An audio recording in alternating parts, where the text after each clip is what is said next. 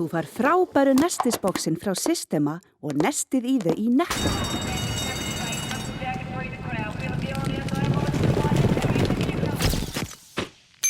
Netto, kræsingar og kostakjör.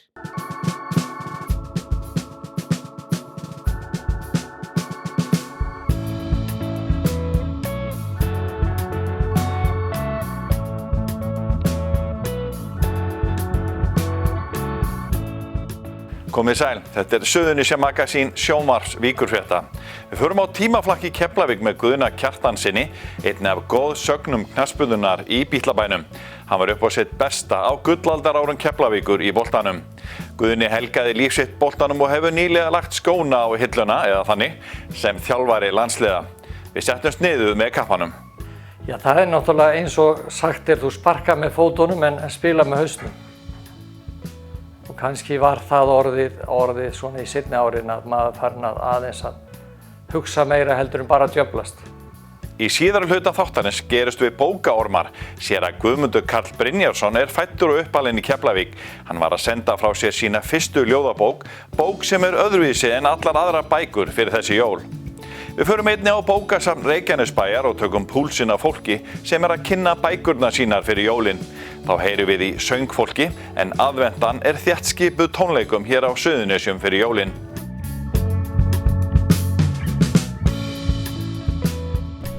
Guðni Kjartansson fyrir löngu orðinn góðsögn í lifandalífi á Suðurnesjum.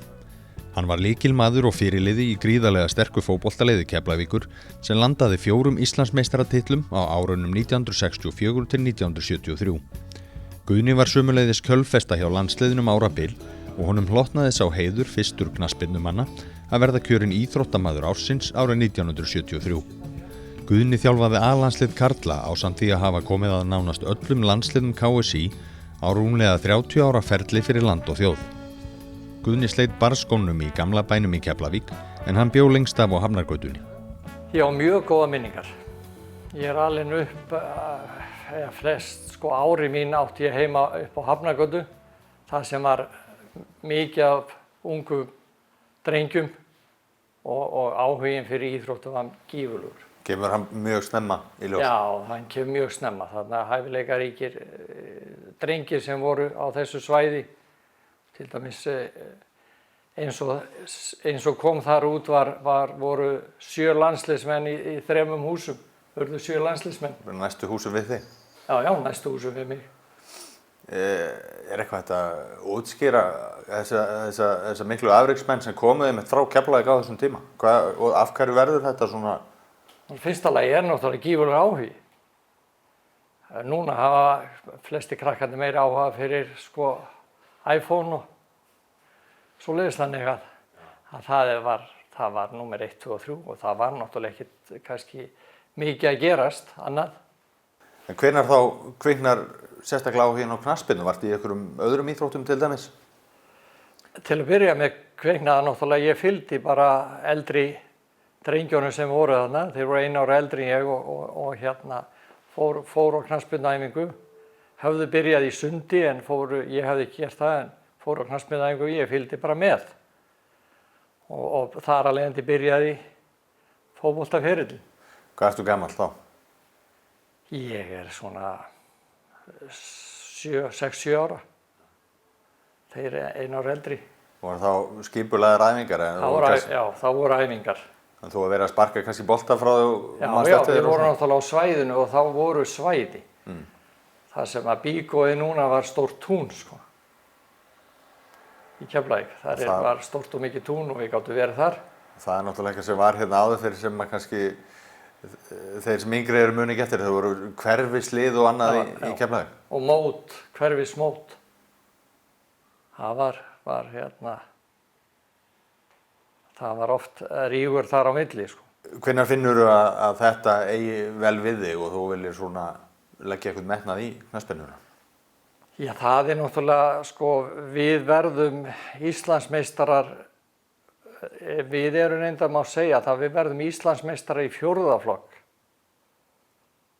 Og þá orðið gífurlegur metnaður í nokkrum okkar og þá erum við með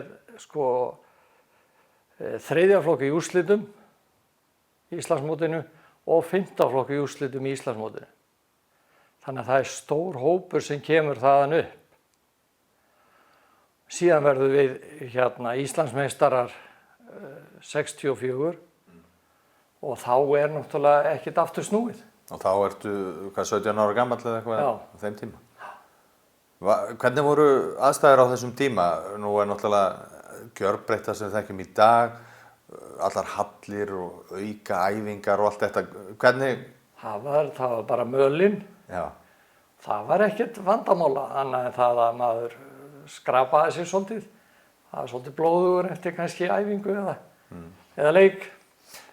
Hvernig gerður eitthvað sérstaklega, þú veist, eins og núna er alltaf talað um að auka æfingin, skili mönnum í eitthvað ákveðið. Voruð þið bara að spila og einhverjar skipulagðar æfingar eða var hægt að gera eitthvað meira til þess að verða góður í fótbolta? Já, en við vorum náttúrulega bara alltaf í fótbolta þegar það var eitthvað tími. Þannig að það var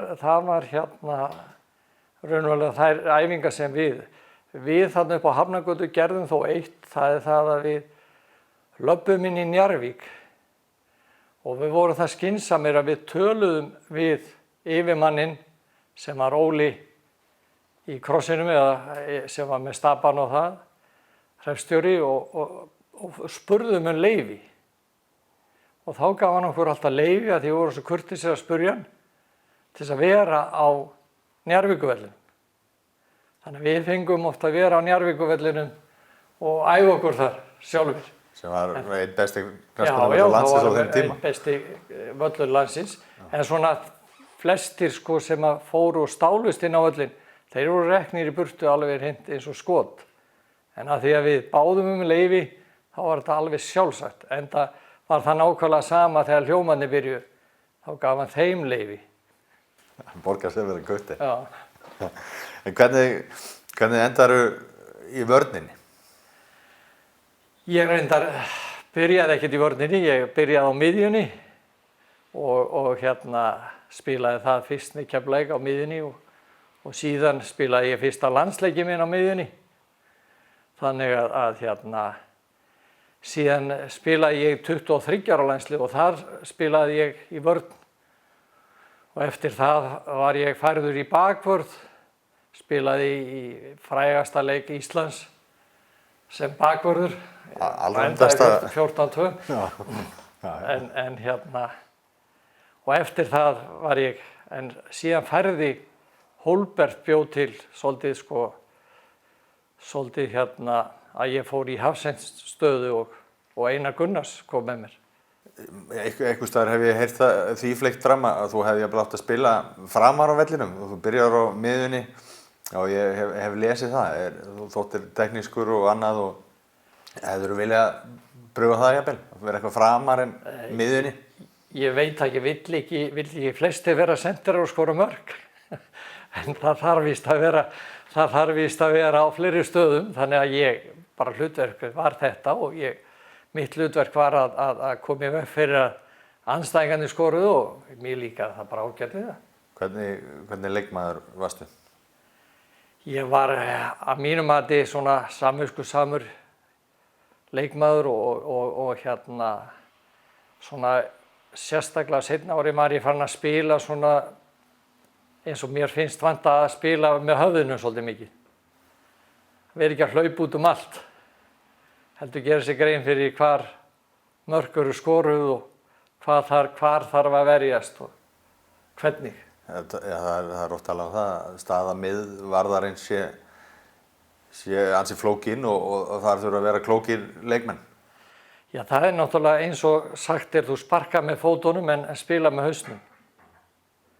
Og kannski var það orðið svona í seinni árin að maður farin aðeins að hugsa meira heldur en bara að djöflast.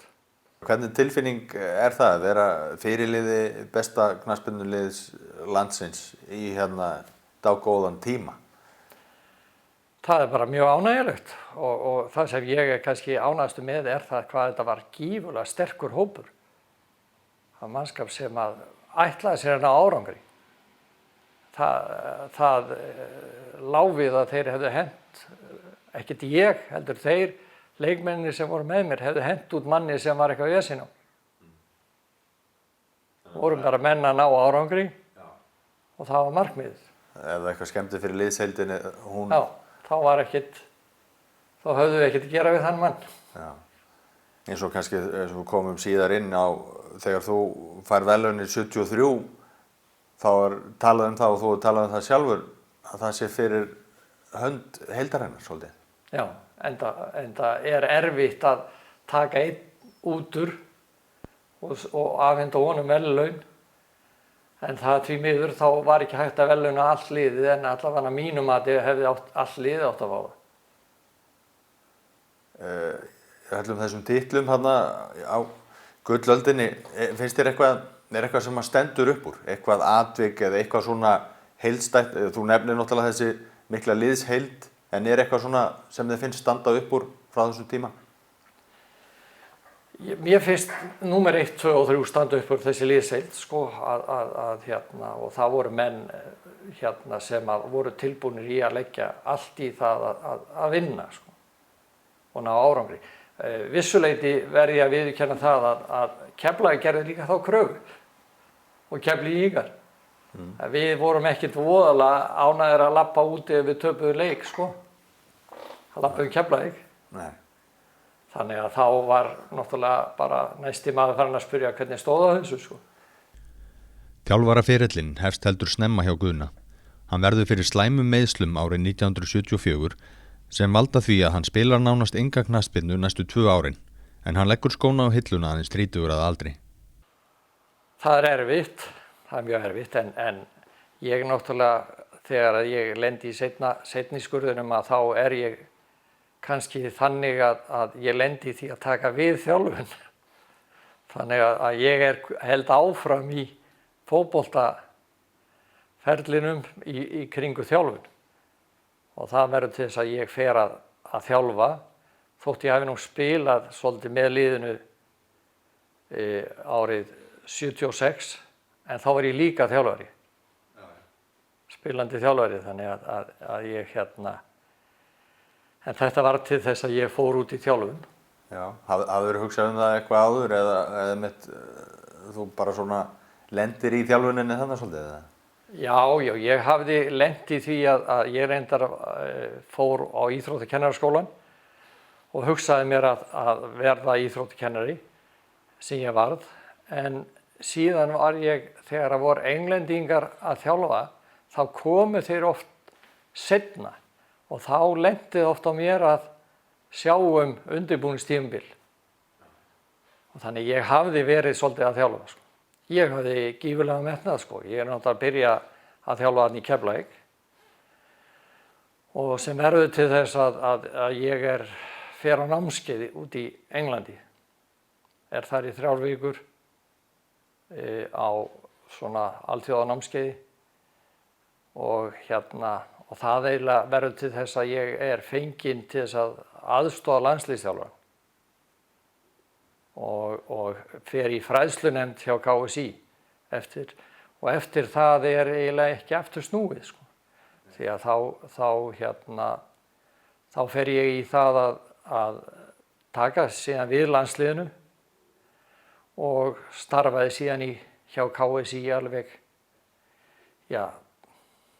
yfir 30 ár, sko. Hvernig, það einmitt svolítið áhugavert og hefur ekki hugsað eða svona fókuserað jafn mikið á einmitt félagsliða þjálfun. Hvernig svona hefur, af hverju á þetta kannski svona vel við þig að vera í KSÍ allan þennan tíma?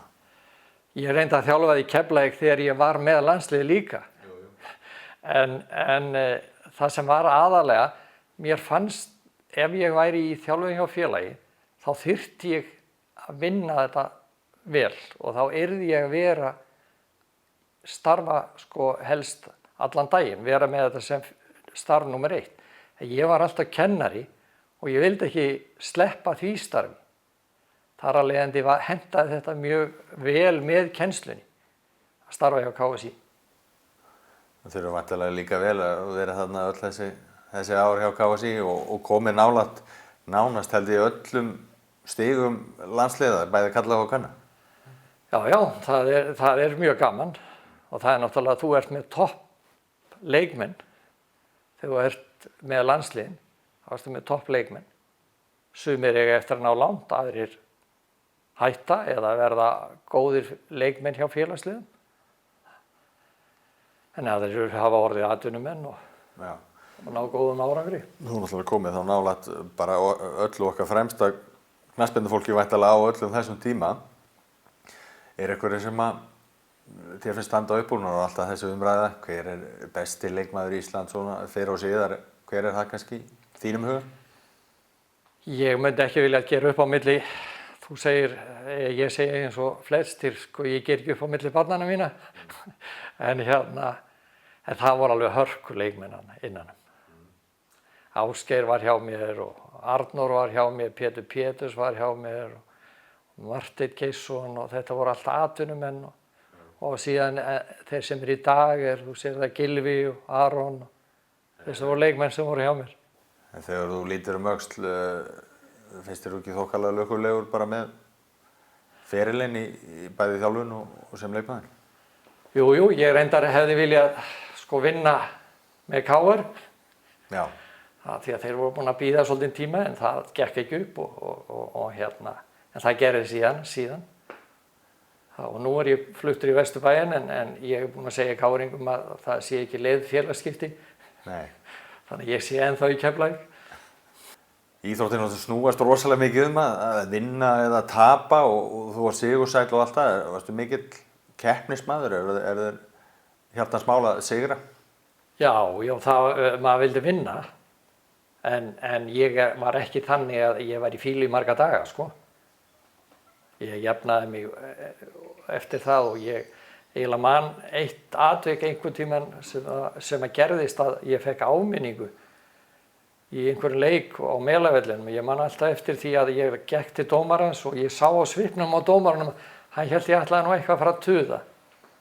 Og ég sagði við hann, ég ætla nú bara að fá að þakka þér fyrir leikinn. Þá leit hann á mig og sagði, ég varð að gefa þér áminningu. Og ég sagði, ég held að það hefur alveg rétt hjá þér. Þannig að ég held ég hafi grætt stundum á því að vera kurteis við dómara og aðra í kringum íþróttunar. Já. Ég átti að skilið, sagði ég. Þannig að það er, og eins finnst mér stundum að fólk verði eða geta sagt, þetta var mér að kenna. Það er allt í lagi að gera mistök. Styðjum öflugt atvinnulíf, menningu, mannlíf og íþróttir á Suðurnesjum.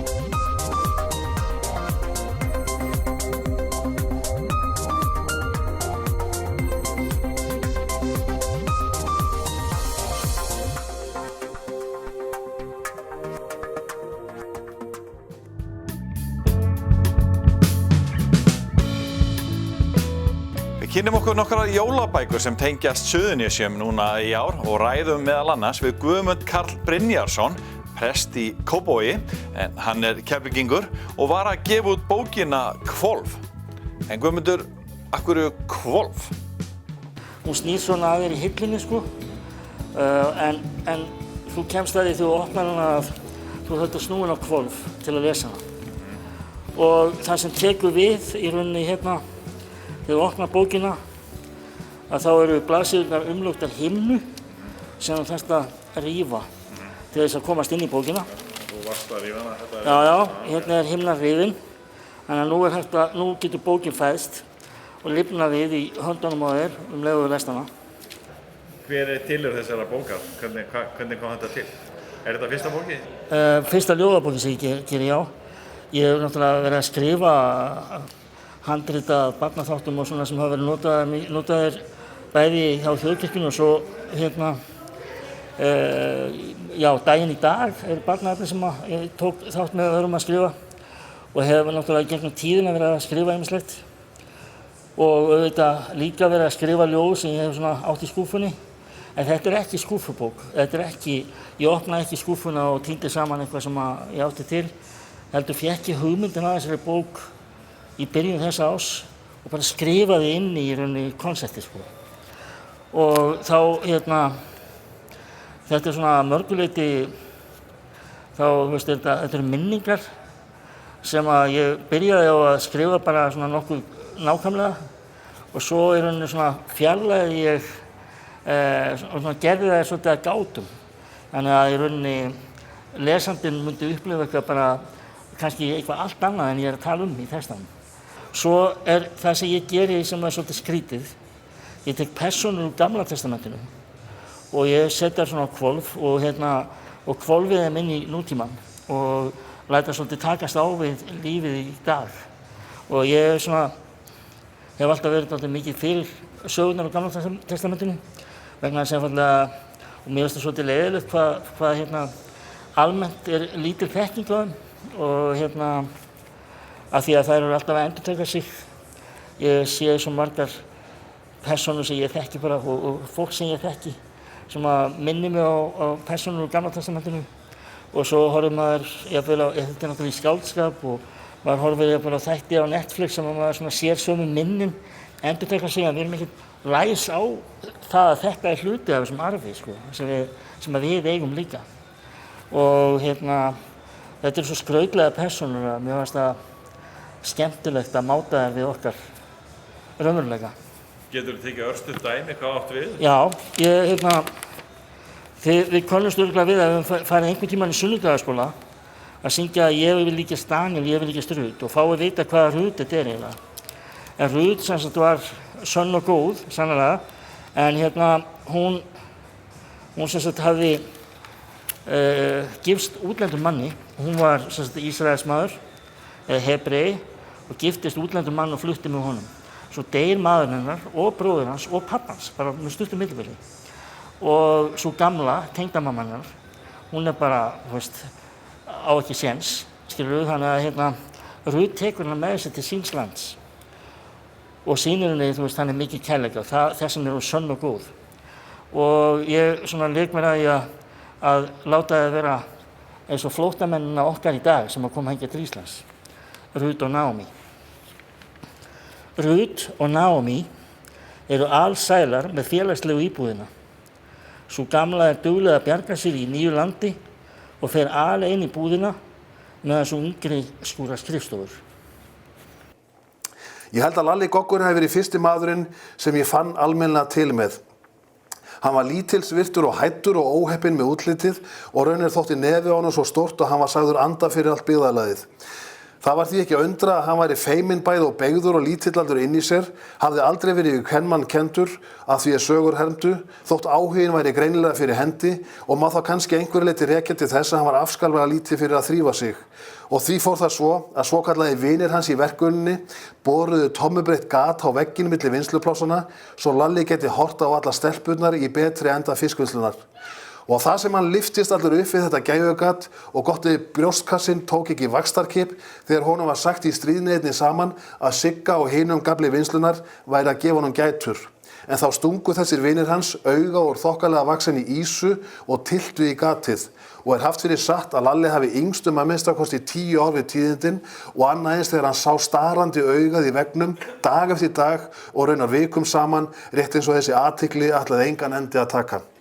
Sigmundur, þetta merkileg saga Birki og hún tegir sig alla leið til Keflavíkur. Já, það eiginlega lán Birkis að hafa alist hér upp í Keflavík. Hann fæðist á Siglufirði 1940 og dvelur þar fyrstu 10 árin sín í miklu basli og fátækt móður sinnar sem var einstæð og ól upp strákinn ásamt Stellu systur hans sem reyndar kemur hingað suður til Keflavíkur líka og það árinni fyrir Birki að liggja að verða mikill athafnamaður í alþjóðlegu viðskiptum seinna meir en það var alls ekki sjálfgefið að svo færi. En auðvitað lán hans að hafa alist upp á táningsárunum í Keflavík og svona orðið var við allar þessar flugvélar sem freistuðu hans mjög. Hann ætlaði að verða flugmaður en hafði ekki til þess sjónina og varð flugvirki og eftirleikurinn náttúrulega tiltölulega þekktur, alþjóðlegur flugvélasölumaður allar koppagrundir heimsins og ævintýrin sem hann lendir í eru náttúrulega ekki á skortnum skammti heldur ærin og ótrúleg komið saman í þessa bók. Og þú rekur sögu hans hérna í Stóru Milljón sem var gamalt frystihús hérna í Keflavík og þar sem ungur pegi. En síðan líka að fyrsta businessinum sem hann var í Höfnum á Reykjanesi. Já, hann sem sé snemma breiðist krókurinn hjá svona dreng og hann náttúrulega einsetur sér það mjög snemma að lenda ekki í sama baslinu og fátæktinu og móðir hans varð að glíma við alla sína tíð og rekur hann að lokum inn í alvarlega hugsýki og strax innan við fermingu hann farin að selja brotnu og lélega skél sem hann fékk frá betri fiskverkunarhúsunum hér suður með sjó og seldi inn fyrir girðinguna til hermanna sem töldu þetta væri slíkur herramannsmatur og þeir komu í stríðinströmmum og versluðu af honum og þannig svona efnaðist hann fyrst sinn og þeir voru þarna tveir strákar til Árni Bergur Sigurbjörnsson og hann að selja þetta en hauma til varnarliðsmanna og fyrsti businessin og fengu borgaði í dölum. Getum við Suðurnesjamenn eigna okkar pínluti í þessu mikla businessviti Birkis? Já, ég held að stóra lán Birkis að hafa endað hér sína uppvaxtarsögu og komist hérðan út í heim og það líka náttúrulega stórt lán fyrir okkur Íslendinga að hafa átt þennan flugvöll á sínu tíma vegna þess að þessi flugvöllur tengd okkur við umheiminn á réttum tíma og kom Íslandi inn í nútíman og þar meðal Birki Valdisinni. Leiðu þakkum fyrir áhorfið. Minnum við á aðra miðla Víkurfrétta. Vikulegt fréttablað sem kemur út á 50 á Suðurnesjum. Víkurfrétta vefinn vaff.is. Við skrifum þar nýjar fréttir alla daga vikunar og sömuleiðis á kylfingur.is. Það eru nýjar golffréttir alla daga vikunar. Þið getið séð þennan þátt og aðra þætti Víkurfrétta á hringbraut.is og á Víkurfréttavefnum vaff.is. Við endum þáttinn á ljúfum tónum með kvennakór Suðurnesja en kórinn kom fram í ytri Njarðvíkurkirkju núna á aðventunni. Við þökkum fyrir okkur, sjáumst á vikuleiðinni, rétt fyrir jól, verið sæl.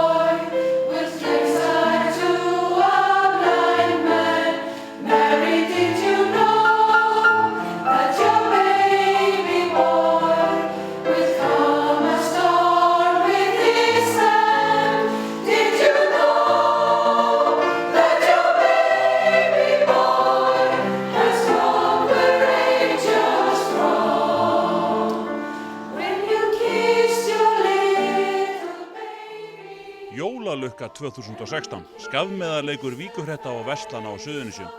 6.000 vinningar að verðmæti 7 milljónir króna. Það getur fylgt í mikil lukka að gera jólainkaupin á Suðurnesjum. Bókaðu bílinn þinn á bílahótel og láttu degra við hann á meðan þú ferðast. Bíllinn bíður þín svo pandur heill við heimkomu, beint fyrir utan. Bílahótel.is